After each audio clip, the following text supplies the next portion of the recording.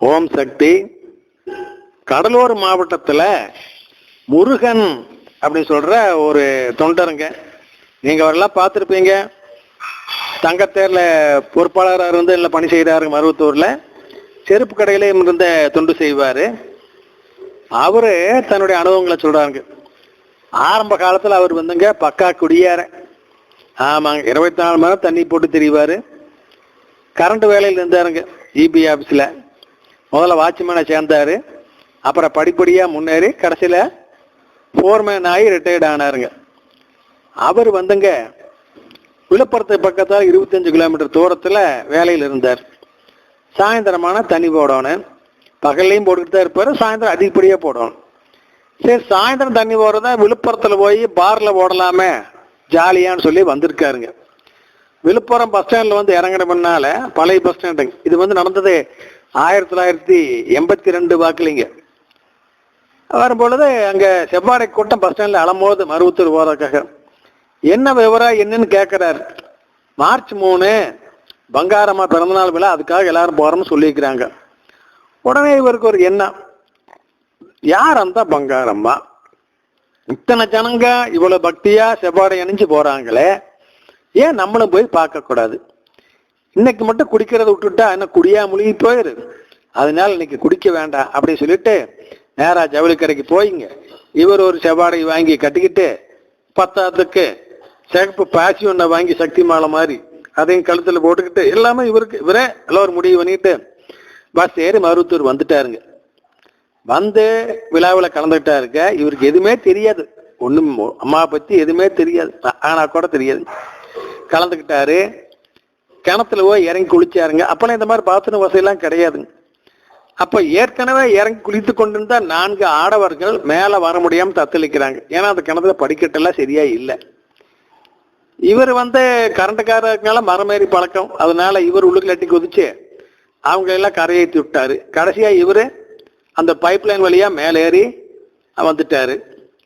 அப்போ அந்த கிணத்துக்குள்ள இவரு கூட குளிச்சுக்கிட்டு உதவி செய்த தஞ்சாவூரை சேர்ந்த ஒரு வேள்விக்குழு தொண்டர், சின்ன பையன், அம்மத சக்தி நீங்க என்ன கழுத்துல இப்ப சக்தி மாலை மாதிரி போட்டிருக்கீங்களே, என்ன விஷயம்னு கேட்டிருக்கிறான்.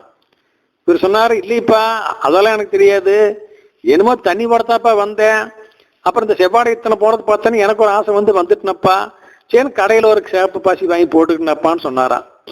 சரி, நீங்க அதை கழட்டி அம்மா கோயிலுக்கு ஏத்துமா இருக்கிற தெப்ப குளத்துல போட்டுருங்க, அந்த இருமடி சமயத்துல மட்டும்தான் இதை போடணும், கோயிலே கொடுப்பாங்க, இந்த மாதிரி நீங்க வாங்கி போட வேண்டாம் அப்படின்னு சொல்லிட்டு உங்களுக்கு அருகாமையில் உள்ள மன்றத்தில் போய் உறுப்பினராக சேர்ந்துக்குங்க, வார வாரம் வெள்ளிக்கிழமை மன்றத்துக்கு போங்க, உங்களுக்கு நல்லது நடக்கும்னு சொல்லி அந்த பையன் சொன்னானுங்களா. அப்ப இவர் வந்துங்க சஸ்பெண்ட் ஆகி இருக்காரு. ஏன் சஸ்பெண்ட் ஆனாரு? ஒரு 2 அடி நீளம்ல tube light, street light tube light இருக்குது பாருங்க, அதை வந்து ஒரு டீ கடையில் வச்சு போட்டு ஒரு லைட்டை இவர் எங்கேயோ அக்கம் பக்கத்தில் வேலை பார்த்து வரும்போது அதை எவனா தூக்கிட்டு போயிட்டான். அதன் காரணமா இவர் யூனியன் லீடராகவே இருந்தாருங்க. அதுல பண்ணின பன்னாட்டுல கடுப்பான அதிகாரி இவரை சஸ்பெண்ட் பண்ணி போட்டாருங்க. அப்புறம் அந்த நிலையில இந்த பைய இப்படி சொல்லங்காட்டி இவரும் அதே மாதிரிங்க ஊருக்கு திரும்பி வந்து பன்ருட்டியில இவர் குடியிருந்தாரு. அங்க மன்றம் இருக்குது. அந்த மன்றத்துக்குள்ள போய் இவரு அதனுடைய தலைவராகிய மாவட்ட தலைவர் பலராம் பிள்ளையோட தன்னுடைய நிலைமை எடுத்து சொல்லி நான் உறுப்பினர் ஆகிறேன்னு சொல்லி 15 ரூபாய்க்கு கொடுத்தாருங்களா. அவருக்கு ஒரே ஆச்சரியம், ஏன்னா இவரை பத்தி நல்லாவே அவருக்கு தெரியும். சரி முருகா, எல்லாமே அம்மாவுடைய செயல், அம்மாவுன்னா நல்லா மாத்திருவாங்க, நல்லா நல்லா வச்சுப்பாங்கன்னு சொல்லி ரசீதி போட்டு கொடுத்துட்டாருங்களா. இவரும் வாரம் தவறாம மன்றத்துக்கு போய் வழிபாட்டில் கலந்து பாருங்களா, முடிஞ்ச தொண்டு எல்லாம் செய்வாருங்களா. இவருக்கு அந்த காலத்துல படிக்கிறதுக்கெல்லாம் வராதான், படிச்சிருந்தாலுமே படிக்கிறக்க நாக்கு சரியா வராதுங்களாமா, அப்படித்தான் இருந்தாருங்களா ஆரம்ப காலத்துல. மூலம் மாத்திரம் கூட சொல்ல முடியாதுங்களா இவர்னால. அப்படி இருக்கும் பொழுது இவர் வார வாரம் மன்றத்துக்கு போகாம அங்குள்ள சக்திகள் எல்லாம் இவரிடத்துல அன்பா பழகவும் இவருக்கே கூச்சமாயி போச்சு. நம்ம ஒரு குடியார, நம்மள கிட்ட வந்து இவ்வளவு மரியாதை செலுத்துறாங்களே, அதனால நம்ம இனிமேல் குடிக்கூடாதுன்னு சொல்லி படிப்படியா குடியை குறைச்சு கடைசியில முற்றிலுமா அந்த குடியிலிருந்து விடுபட்டாருங்களா சக்தியில. இப்ப பெரும்பாலும் செவ்வாடை தான் இருப்பாரு, மன்றத்தை தங்கியும் இருப்பாருங்க. ரைட்டு சக்தியில. அடுத்து பாருங்க, இவர் மாவட்ட தலைவரோட அம்மாவை பார்க்க போகும் பொழுது மாவட்டத்தில் எப்ப போனாலும் இவரை கூட்டிட்டு போவாருங்களா. இவர் கைத்தடி மாதிரி மாவட்ட தலைவருக்கு. அம்மா சொன்னாங்களா, சார் உங்க ஏரியாவில் பெரியம்மா வரப்போகுது, அதனால நீங்க கஞ்சி கலையம் எடுங்க, கஞ்சி கலையம் எடுத்தீங்கன்னா பெரியம்மா வராம நான் பாத்துக்கிறேன்னு அம்மா சொன்னாங்களா. சரிங்க அம்மான்னு இவங்க 2 பேரும் உளுந்து கும்பிட்டு போட்டு ஊருக்கு வந்து மன்றத்துல உறுப்பினர் எல்லாம் கூப்பிட்டு சொல்லிக்கிறாங்க. இப்படி அம்மா சொன்னாங்க, அதனால நம்ம எல்லாரும் கஞ்சி காய்ச்சி அம்மாளுக்கு படைக்கணும், ஊர்வலமா போகணும் கஞ்சி எடுத்துக்கிட்டு அப்படின்னு சொல்ல காட்டி, அப்போ அந்த காலத்துல அங்கிருந்த அந்த உயர் ஜாதி மக்கள் அவங்கதான் வந்து அந்த மன்றத்தில் இருந்தாங்களா, அவங்க அதுக்கு ஒத்துக்கலையா. கஞ்சியெல்லாம் நாங்க காய்ச்ச மாட்டோம், அதை தலையில மறுத்துட்டு வச்சுக்கிட்டு வரமாட்டோம் அப்படின்ட்டாங்களா. நான் பலராம் பிள்ளைக்கு ரொம்ப பொக்குன்னு போச்சு, என்னடா இப்படி சொல்றாங்களே, அம்மா வேஷம் எப்படி நம்ம நிறைவேற்றுறதுன்னு. உடனே முருகன் சொன்னாரா, கவலையப்படாதீங்க தலைவா, எங்க ஏரியாவில் இந்த கஞ்சி கலையத்தை நான் செய்யறேன், எங்க மக்கள் அதுக்கு ஒத்து வருவாங்க, நான் செய்யறேன், நீங்க எல்லாரும் அங்க வந்துருங்க, அங்க வந்து நீங்க கலந்துக்குன்னு சொன்னாரா. அதே மாதிரியே இவர் குடியிருக்கிற இடத்துல அது வந்து பண்ருட்டி மன்றத்துல 1 கிலோமீட்டர் தள்ளி இருக்குது, டவுன் லிமிட்டுக்குள்ளதான் இருக்குது. அதனால எங்க செஞ்சாத்தான் என்ன, 50 பேர்த்த ரெடி பண்ணி 50 கலையம் வாங்கி கஞ்சி கலையை ரெடி பண்ணாருங்களா. அந்த காலத்துல இவர் கஞ்சி கலை எப்படி பண்ணியிருக்காருங்க, இப்ப வாட்ட அரிசி கூழ் இல்லைங்க, அரிசி கஞ்சி இல்லாம ராய் கஞ்சி கலந்துருக்காரு. கேழ்வரகு கஞ்சி காய்ச்சி அதைய சட்டியில ஊத்தி 50 சக்திகள் செவ்வாடையோட ஊர்வலம் வந்திருக்கிறாங்க. நல்ல முறையில் சிறப்பா நடந்ததுங்களாமா. அம்மா வாக்கு கொடுத்தபடிங்க இவன் கஞ்சி கலையம் எடுத்த காரணத்தினால் பெரியம்மை வந்து இவங்க ஊருக்குள்ள வந்து தாக்கவே இல்லை, பண்ருட்டியில பெரியம்மையே வரலீங்களாமா. அதற்கு பின்னால இங்க மாவட்ட தலைவர் சொன்னாரா, ஏன் முருகா நீ இவ்வளவு ஈடுபாடா இருக்கிறா, ஏன் இந்த இடத்துல ஒரு மன்றம் ஆரம்பிச்சு நீ நடத்தக்கூடாது, இங்க இருந்தா இடுமிட்டு போட்டு கூட்டிட்டு வாவேன்னு சொன்னாரா. சரின்னு அவர் பேச்சு கட்டுப்பட்டு அங்கேயே அந்த இடத்துல ஒரு வேப்ப மரத்துல புற்று இருந்ததுங்களா, அந்த இடத்துக்காரரை கேட்டு மன்றம் ஆரம்பிச்சாருங்களா. ஆரம்பத்துல 20 இருமடி வந்தது, அப்புறம் 50 ஆச்சுங்களா. இப்போ 1500 இருமடி வருங்களா சக்தியில. எப்படி பார்த்தீங்களா அம்மா செய்யறாங்கன்னு. அடுத்து பாருங்க, அவருடைய மருமகளுக்கு உடல்நலக்குறைவு ஏற்பட்டது, அடிக்கடி சளி பிடிச்சுக்கு, அதனால அடிக்கடி டாக்டர்கிட்ட போயிட்டு இருந்தாங்க.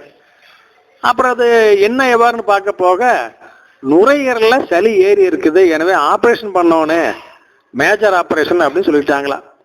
அப்புறம் இவங்க பெரிய பெரிய ஆஸ்பத்திரிக்கெல்லாம் போய் பார்த்துருக்காங்க, எல்லாரும் 5 லட்சம் ரூபா செலவாகும்னு சொல்லியிருக்கிறாங்க. 5 லட்சமானு வாயை பொழந்துட்டார். அப்புறம் அம்மாட்ட வேண்டியிருக்காரு, எம்மா நான் உனக்கு தான் தொண்டு செய்கிறேன், எனக்கு வேற யார தெரியும், 5 லட்சம் ரூபாய்க்கு நான் எங்கே போவேன், நீதாமா கருணை வைக்கணும் அப்படின்னாரா. அதே சமயத்தில் வேண்டிக்கிட்டு சும்மா இருக்கல, இவர்கிட்ட ஒரு இடம் இருந்தது, பையன்கிட்ட சொல்லி அந்த இடத்த வித்துருப்பா, 7 லட்சம் ரூபாய்க்கு போகு, போகிற வேலைக்கு போட்டு அது ஆப்ரேஷன் செலவு சரியா போகுன்னு சொல்லிட்டாரு. இந்த நிலையில இங்க அவன் மகனுக்கு தெரிந்த ஒரு டாக்டர், அவர் அப்போலாவில் தான் வேலை செய்கிறாருங்களா, அவர் வந்து மனைவி கூட்டிட்டு நான் செக் பண்ணி பார்க்கறேன்னு சொன்னாரா. அங்கேயும் கூட்டிட்டு போயிருக்காரு. அவரெல்லாம் செக் பண்ணி பார்த்துட்டு, ஆமாப்பா சளி வந்து நுரையில ஏறி இருக்குது, ஆப்ரேஷன் பண்ணித்தான் தீரோன்னு, ஆனா அதுக்கு 5 லட்ச ரூபா தேவையில்லை, 1 லட்ச ரூபா இருந்தா போது ஆப்ரேஷன் பண்ணிடலாம், நீ அந்த 1 லட்ச ரூபாய் கொண்டு வா நான் பண்ணி விடுறேன்னு சொன்னாரா. இவங்களுக்கெல்லாம் ரொம்ப சந்தோஷமா போச்சு, 5 லட்சம் 1 லட்சமா மாறிடுச்சுங்களே. அதுலயும் பாருங்க அம்மாவுடைய கருணைய. அப்ப வந்துங்க அரசாங்கம் வந்து அந்த கலைஞர் காப்பீட்டு திட்டம்னு சொல்லி 1 லட்ச ரூபா வரைக்கும் மருத்துவ செலவு அரசாங்கம் ஏத்துக்குச்சு இல்லைங்களா. அதுல இவங்க முதலே பேர் பதிவு பண்ணியிருந்த காரணத்தினால அந்த 1 லட்ச ரூபாயுமே அரசாங்கம் ஏத்துக்குச்சு. ஆக மொத்தம் 1 பைசா கூட இவங்களுக்கு செலவும் இல்லைங்க, வியாதியும் முற்றிலும் குணமாகி விட்டது. எப்படி பாருங்க, அவர் என்ன தெரியுமா சொல்றாருங்க முருகன், எல்லாரும் வந்து குடுத்து வச்சோன்னு சொல்லுவாங்க இல்லைங்களா, அதை நான் தானுங்க அப்படிங்கிறாரு. எப்படி சொல்றாங்க அப்படின்னா, என் மருமக எனக்கு 3 வேலையுமே கரெக்டா கவனிச்சு சாப்பாடு போடுறான், என்ன அன்பா நடத்துறா, என்னை மரியாதையா வச்சுக்கிறா, இதுக்குமே என் மகனும் அந்த மாதிரிதான் என்ன வச்சுக்கிறான், இதுக்கு மேல இன்னும் கொடுப்பன வேணும், எந்த வீட்டுல இந்த மாதிரி நடக்குது அப்படின்னு பெருமையா பேசுறாரு சக்திகளே. ஓம் சக்தி.